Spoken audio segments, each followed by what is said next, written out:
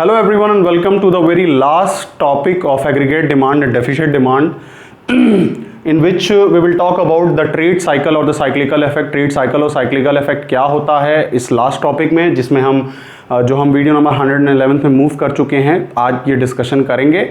शुरू करने से पहले मैं हर बार की तरह अपने व्यूवर से ये रिक्वेस्ट करता हूँ कि प्लीज़ आप अगर हमें सब्सक्राइब ना किए हों तो आप हमें सब्सक्राइब करिए और साथ ही साथ बेल आइकन को दबाना मत भूलिएगा। आप हमें अगर सोशल मीडिया प्लेटफॉर्म यानी फेसबुक या इंस्टाग्राम के थ्रू इस वीडियो को देख रहे हैं तो आप प्लीज़ हमारे फेसबुक या इंस्टाग्राम पेज को लाइक करिए। आप ट्विटर और टेलीग्राम वगैरह पे भी हमें फॉलो अप कर सकते हो। तो चलिए स्टार्ट करते हैं। लेट अस सी 111 में आज हमें क्या क्या डिस्कशन करना है।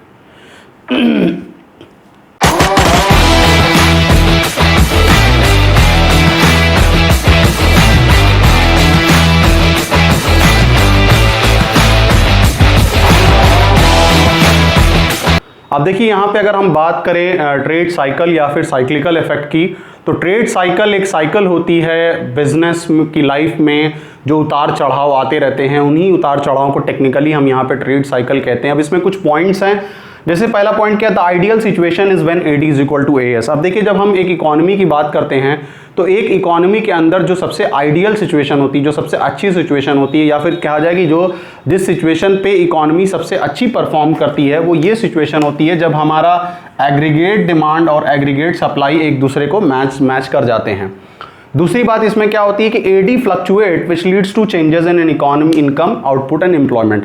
अब देखिए ये चीज़ जो है, ये आइडियल सिचुएशन हमेशा बरकरार नहीं होती। इस आइडियल सिचुएशन में चेंजेस आता ही है।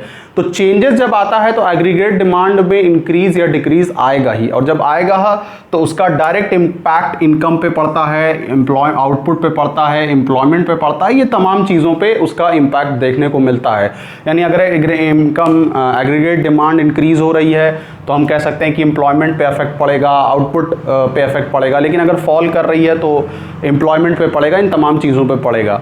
तीसरी बात, these changes are cyclical in nature. अब देखिए जब हम ट्रेड साइकिल की बात कर रहे हैं और हम यहाँ पे AD और AS की बात कर रहे हैं तो हम ये कहेंगे कि ये साइक्लिकल इन नेचर होता है। यानी किसी भी इकोनॉमी के अंदर एक टाइम आता है कि इकोनॉमी बूम पे जाती है, फिर रिसेशन आता है, फिर डिप्रेशन देखने को मिलता है, और फिर फाइनली इकोनॉमी जो होती है वो स्लोली और ग्रेजुअली रिकवर करना शुरू करती है। तो इन चारों टर्मिनोलॉजीज को देखेंगे, समझेंगे और साथ में साथ उसका ग्राफ भी देखेंगे कि ग्राफ किस तरीके से रिस्पॉन्स करता है। ओके, अब यहाँ पे जो हम साइक्लिकल इफेक्ट या फिर ट्रेड साइकिल की बात कर रहे थे, इसको वन बाय वन समझने की कोशिश करते हैं।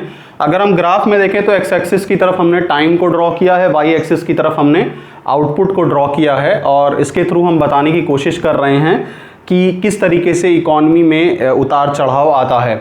यानी अगर हम देखें तो सबसे पहले जो इकॉनमी में सिचुएशन रहती है वो बूम की रहती है, यानी ए पे बूम शो कर रहा है।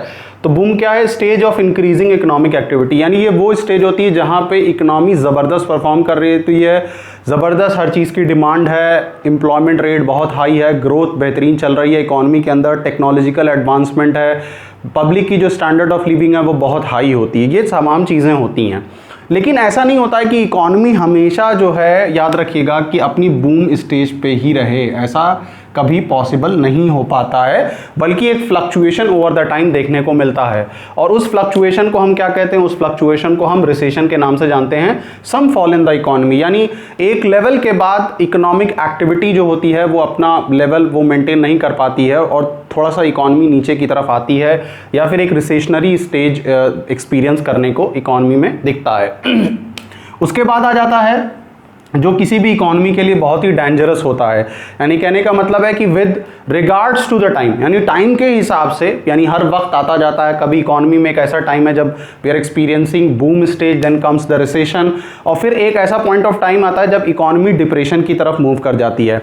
अब देखिए economic activity sinks very low.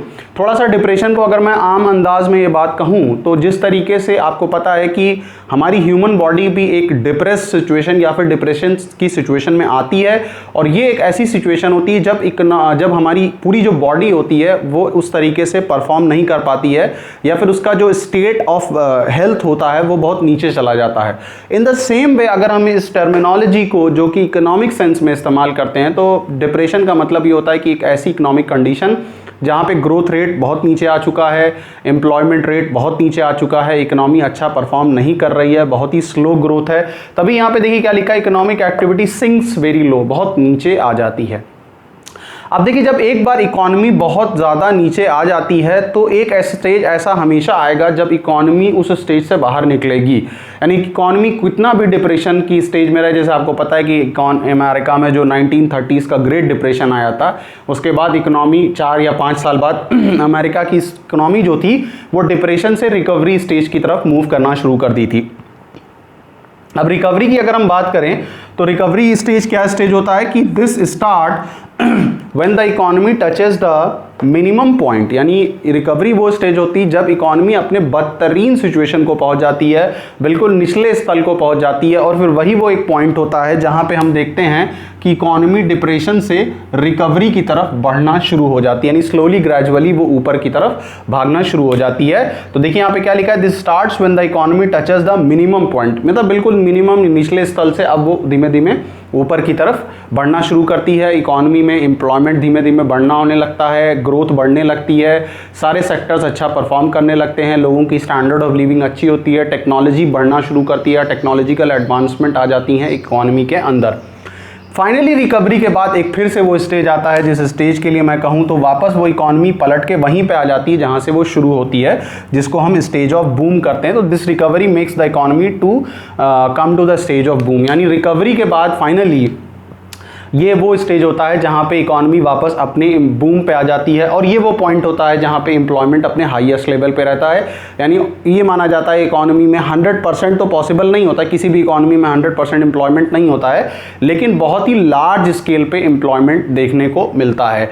तो याद रखिएगा कि किसी भी इकोनॉमी में जो अपना या फिर किसी भी जो बिजनेस का जो ट्रेड साइकिल होता है, जो साइकिल होती है, वो बिजनेस के सेंस में अगर हम बात करें या इकोनॉमी के सेंस में बात करें तो ये साइकिल फॉलो अप होती है। यानी सबसे पहले हाईएस्ट लेवल होता है, फिर फॉल होता है, फिर बिल्कुल लोएस्ट पॉइंट आता है जो हम डिप्रेशन कहते हैं, फिर इकोनॉमी वापस यू टर्न या बाउंस बैक मारती है, और बाउंस बैक में वो रिकवरी पे आती है, और फिर फाइनली वो अपने बूम या फिर क्लाइमेक्स पे पहुंच जाती है। सो ये तो बिल्कुल लास्ट टॉपिक था एग्रीगेट डिमांड और डेफिसिट डिमांड का, वीडियो नंबर 111 में जो हमने डिस्कस किया है। इसके बाद हम बहुत एक इंपॉर्टेंट टॉपिक्स आखिरी के 3 जिसको हम government budget, balance of payment और फॉरेन एक्सचेंज चैप्टर्स हैं उन पे डिस्कशन अपना लेके चलना है, और इकोनॉमिक्स ऑन द मूव पे हम आगे और भी बहुत सारी इंटरेस्टिंग वीडियोस बनाते रहते हैं। इधर हमने आपके लिए प्रोडक्शन नहीं किया है, हम फिर से वापस उन चीज़ों की तरफ आने वाले हैं जो कि कोविड-19 से रिलेटेड है।